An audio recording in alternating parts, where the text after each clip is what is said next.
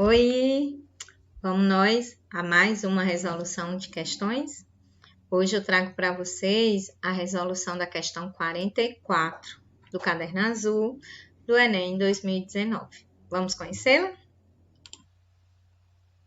A questão 44 traz um texto do Mauro Mota, o texto A Tecelã, um poema, e ele pede que se analise o uso das formas padrões, dos verbos e dos pronomes, né? Então, você vai relembrar aquele seu conteúdozinho que você estudou no ensino fundamental de conjugação de verbos. E vai pensar, né? Qual é o propósito da conjugação de verbos que o poeta usou? A questão diz assim, ó. Nesse texto, a mobilização do uso padrão das formas verbais e pronominais. Então, ele quer saber o que o uso padrão das formas verbais e das formas pronominais mobiliza, né? O que ele altera, o que ele produz, qual é o efeito que traz, tá bom? Vamos fazer a leitura do texto, né? O texto diz assim: toca a sirene na fábrica e o apito como um chicote bate na manhã nascente e bate na tua cama, no sono da madrugada. Ternuras da áspera lona pelo corpo adolescente. É o trabalho que te chama. Às pressas tomas o banho. Tomas teu café com pão. Tomas teu lugar num bote, no cais do Capibaribe. Deixas, chorando na esteira, teu filho de mãe solteira. Levas ao lado a marmita, contendo a mesma ração do meio de todo o dia, a carne seca e o feijão. De tudo quanto ele pede, dás só bom dia ao patrão e recomeças a luta na engrenagem da fiação. Esse, pessoal, é apenas um trecho do poema Tecelã. É um poema bem mais longo, do Mauro Mota, que fala do trabalho, né? O Mauro Mota sempre traz em seus poemas a luta da classe trabalhadora. E aqui a gente percebe, mesmo sem o Enem ter informado o título, a gente consegue algumas pistas de que se trata de uma mulher, né? Eu estou informando para vocês que o texto chama A Tecelã. Então, fala da rotina dessa moça que trabalha numa fábrica, né? Tecendo as roupas, provavelmente numa fábrica de algodão aí. Vamos voltar à questão. Ele pede que a gente observe a mobilização das formas verbais e das formas pronominais utilizadas no texto. Então, o que eu vou analisar?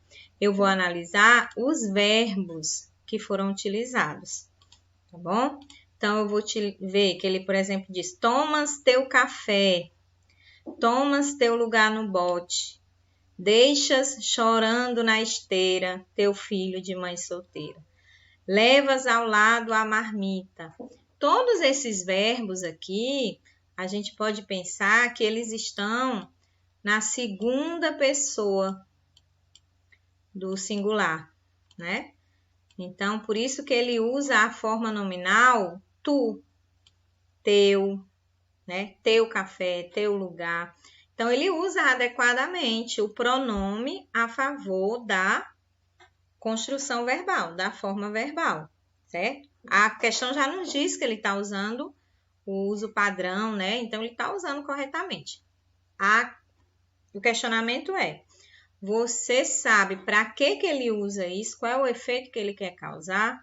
Qual é a mobilização que ele faz para usar essas formas padrões, tanto de verbo quanto de pronome?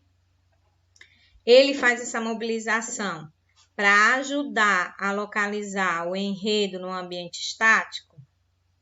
A gente vai pensar, né? O enredo aqui, ele se passa num ambiente estático, num ambiente em que não se muda, né? Algo estático é algo que não muda, que é imutável.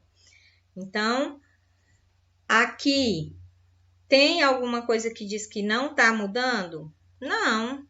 Se a gente for pensar, ela sai de casa, ela entra né? Ela toma um café, ela se movimenta, ela vai para o bote do cais do rio Capibaribe, ela chega na fábrica, né? Então, é um ambiente mutável, não é estático. Por isso que não é a, ok?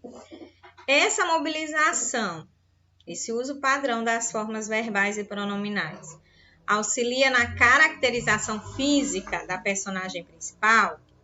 A gente já sabe, eu já contei para vocês, que a personagem principal é uma mulher. O texto já nos daria, né? Já nos dá a pista aí de que é uma mulher, porque ele fala em mãe solteira, né? Teu filho de mãe solteira. Ela, pelo que a gente vê, é uma moça que batalha muito, né? Que tem muitas dificuldades.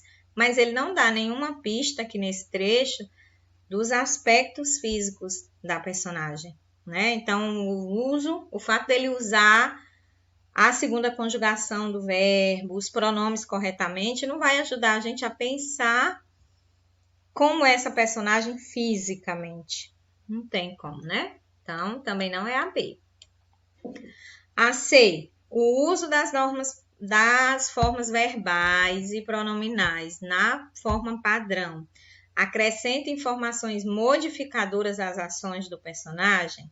O fato de eu usar o verbo na segunda pessoa modifica a ação dele, né? Se eu dissesse, tu toma teu café, ou tu toma seu café, mudaria a ação? Não. Então, eu não uso uma forma verbal ou pronominal padrão para mudar uma ação, né? Vai depender do verbo que eu utilizar. Então, não é o uso formal ou informal que muda a ação, tá? Por isso, não é a C. A D diz que o uso dessas formas verbais e pronominais, de forma padrão, alterna os tempos da narrativa, fazendo progredir as ideias do texto. Ou seja, começa-se, né, pequenininho e vai crescendo, há uma progressão, né? Mas ele altera o tempo da narrativa. A gente sabe que se começa de manhã cedo, vai até ao meio-dia. Mas isso altera o tempo da narrativa? Os verbos aqui estão todos no presente. Tomas, deixas, levas, recomeças, dás, só um bom dia. De tudo que ele pede, né? Que o patrão pede. Não está na segunda pessoa, mas está na terceira pessoa do singular. Porém, continua no presente. Então, os verbos aqui estão todos no presente. Ele não alterna esse tempo. Não é o fato de eu utilizar a norma padrão nas formas verbais e pronominais que altera o meu tempo da narrativa, né? Então, não é a D. Contando aqui um segredinho para vocês, se você for ler o poema inteiro, você percebe que ele dá uma alternância aí nesses tempos. Ele volta ao passado, ele conta como era a produção do algodão com os avós dela, com os pais dela. Ele volta ao passado, ele vê algo no futuro. Mas nesse trecho que o Enem apresenta, somente está no presente, então o tempo da narrativa não é alternado, ok? Só nos sobrou a E, né? Vamos ver então por que a E está correta.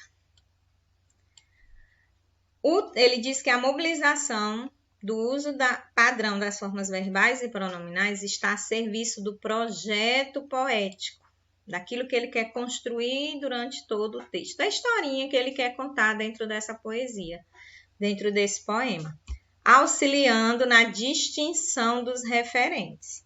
Então, quando ele utiliza a segunda pessoa, a gente sabe a quem ele se refere? Ele se refere à moça tecelã, né? Quando ele usa a terceira pessoa, a gente sabe a quem ele se refere? Por exemplo, quando ele utiliza aqui, de tudo quanto ele pede, o verbo pedir está na terceira pessoa, certo? Ele se refere a quem? A ele, que é o nosso amigo patrão, certo? Lá no início do poema também, a gente pode perceber, ele diz, é o trabalho que te chama, né? Então, quem chama? o trabalho. O uso das formas verbais aqui vai identificar quem é o referente, a quem ele está se referindo. Ele diz, toca a sirene, né? Quem toca? A sirene. Então, eu consigo identificar que ele utilizando segunda ou terceira pessoa, eu consigo verificar qual é a pessoa que ele está se referindo. Quem é que ele está se referindo. Então, sim, o uso da segunda, da terceira pessoa de forma correta auxilia o projeto poético, identificando aí quem são os referentes, ok? Então, é só você analisar a questão, uma questão super fácil para quem conhece a conjugação dos verbos, para quem conhece, né, a gramática bonitinha aí. Se você sabe conjugar verbo, aprendeu lá no seu 8º, 9º ano, essa questão você tira de letra, tá bom? Então, um beijo, continuamos por aqui.